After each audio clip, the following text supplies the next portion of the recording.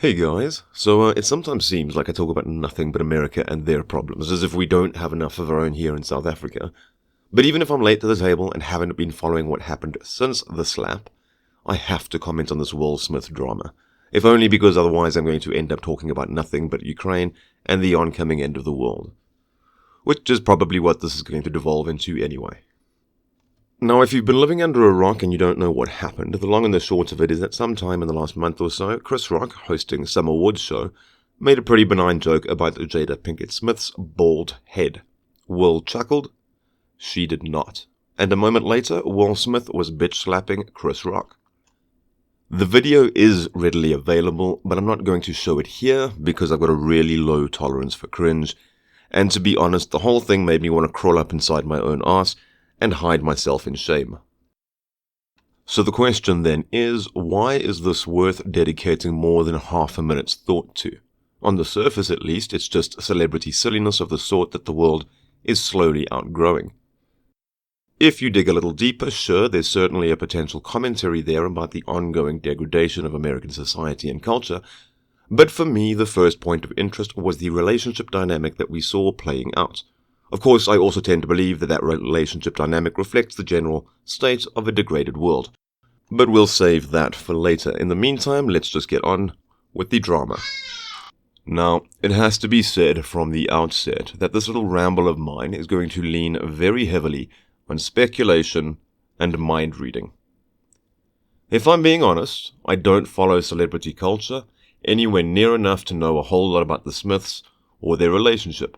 And I don't think that celebrities are important enough that I want to put any research into them or their various depravities. But I do know enough that I think I can use their relationship and how it's played out as a bit of a model of a bad relationship and a failing world whose flaws can be explored and learned from. The first thing I want to touch on is the slap itself. Obviously, it's the freshest part of a juicy story. But the thing is that across the course of his life in the spotlight, Will Smith has been nothing if not an even-keeled gentleman. He's never really shown any sign of emotional volatility or even much of a temper. Now, we don't know what he's like when the cameras are away, but we do know that his behavior has rarely, if ever, been the catalyst for any controversy.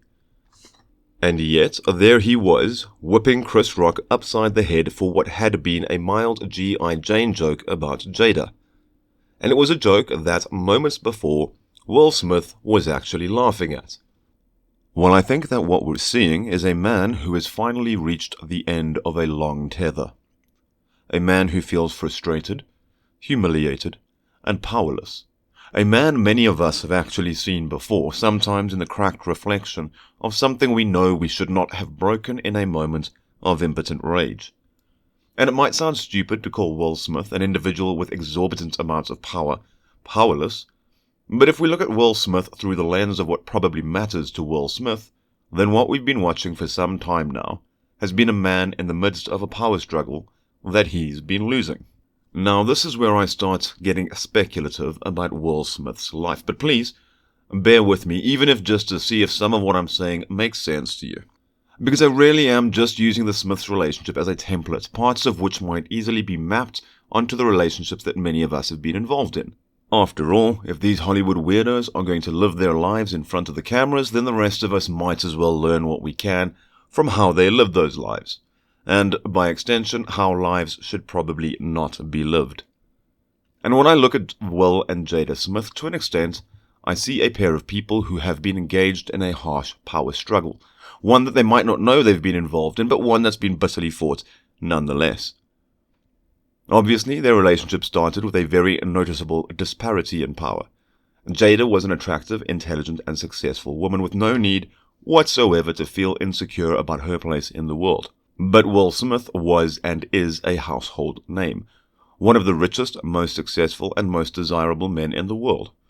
He has always been an outlier among outliers, and was unlikely to ever meet a woman or anyone else in his own field whose accomplishments could even come close to comparing to his own.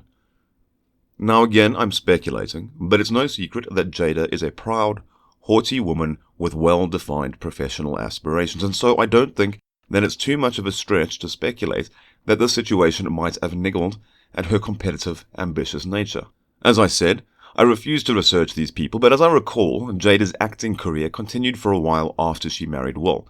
But eventually it petered out to the point that I'm not really sure if she still picks up roles, other than whatever her association to her husband can get her. And for a while, she focused her attention on having children, but again, she's an ambitious, intelligent woman. She wants to be made to feel as important as she believes her innate qualities warrant. And for the modern woman, subject to contemporary narratives about the definition of womanhood, there probably isn't a whole lot about motherhood that really scratches that itch. Especially not when she's so wealthy that most of what's involved in running a home is left to the hired help, and she's always been proud of the fact that she's a very hands-off parent. And while she was playing part-time mother to kids that were probably independent from quite early on, and more or less letting go of her acting career, her husband was growing in power and influence, his soaring career continuing to rise to ever greater heights. And it's easy to say that if she loved him, she should have been happy for him, or that her children should have been enough to fulfill her. But alongside her husband, the epitome of the clean-cut, wholesome but slightly edgy American man, she has always been an ugly duckling. Even before she'd earned her current unpleasant reputation, there has always been a sense that people didn't think she was good enough for Will Smith. And you have to wonder if she didn't perhaps share those same doubts. He was the power player, and she was just tagging along. Other than their respective baby-making bits, they both brought more or less the same thing to the relationship. Lots of money and successful careers in the arts. She wasn't really into mothering, and I doubt she did a whole lot of homemaking, so from a certain pragmatic perspective, she was a useless add-on to his life, not really bringing anything to the table other than a lesser version of what Will Smith was already providing. Now, when you're in that position in a relationship, it's very easy to feel like you're in a precarious position, with your so-called equal partner really holding all the power. I'm not saying it's a healthy way to feel, but it is an easy way to feel. It's also important to emphasize that I said feel. These often aren't thoughts that sit on the surface of your mind. No, what I'm talking about here is something more akin to instinct, the sensations and feelings that bubble just below conscious awareness. The things that will have you acting in ways that you'll be constantly finding yourself having to rationalize. And it was along one rationalized pathway or the other that Jade wound herself around to figuring out how she could take some power back for herself. Ultimately, she could prove that not only was she good enough for Will Smith, but she could also prove that Will Smith in fact was not good enough for her. All she had to do was employ her feminine wiles and sleep with someone else. And so she did. And then she proudly announced her infidelity to the world, fully asserting her power over him, while simultaneously diminishing his own power in the public eye. She could do this because she didn't need to care what anyone thought, because no one really liked her anyway. So there was no love to be lost, and therefore no restraint on her behavior. Tucked away in her cloistered Hollywood bubble, she was untouchable. For his part, Will Smith could only save face by smiling like a gentleman and openly supporting her decisions, as though he were in any way a part of them. Now remember, power largely only exists through our perception of it, much like money. And while it's easy for us to see how powerful an individual like Will Smith is, it's not always going to be so easy to see that from his own perspective. This is where I want to refer back to viewing Will Smith through the lens of what matters to Will Smith. Now, I am obviously not a mind reader, and so this is very speculative, but we can judge Will Smith, at least in part, on what he's shown us over the years. And what he'd shown us up until the slap heard around the world is that he's a family-oriented man for whom at least projecting a clean-cut and wholesome image is very important. I would guess that that was the root value underpinning his acceptance of his wife's open and public infidelities. He wanted to keep the marriage and family together. Whether for the image or an actual love of family is, of course, quite hard to know. But the whole cuckoldry thing is probably like a knife twisting in his guts every time it comes up. And the quickest way to make it disappear is to simply grin and bear it and hope everyone moves on. It's a loss of power in the relationship, but from his perspective, it's not as much of a loss of power as it would be if he allowed it to shatter the happy family image he'd cultivated. So he has tried to incorporate his wife's loose lips into the image of a functional family, with mixed success. But even while this happy family image remains roughly intact, if incredibly scuffed, it is and always has been only a mirage, a picture painted for the rest of the world. Undoubtedly influenced by Jada, the Smith household is known to have been a very laid-back sort of place, with little structure or room for rules. As a result of this lack of discipline, Will Smith has produced a batch of distinctly mediocre children, whose success has been built almost exclusively by scavenging off of the strength of his name. While they do seem to have been independent from young ages, they've also never really had to grow up, and neither parent has ever really parented them. I'm sure he's proud of them in that special way that only a parent could be, but at the same time, it's not hard to imagine that a part of him wishes he'd been a little more hands-on. We've seen hints of that in his desperate attempts to help Jade follow in the old man's footsteps and launch his own acting career. Unfortunately, Jaden inherited his father's name, but not any of his talents or charisma, and he never had instilled in him the level of discipline required to reach his father's level of success. That's another crack in the facade, another loss of power, another private humiliation whose weight no one else would even know was being carried. Despite the decades-long career, the millions he's made, and the empire he has built, the man at Will Smith's core is less than he's ever been.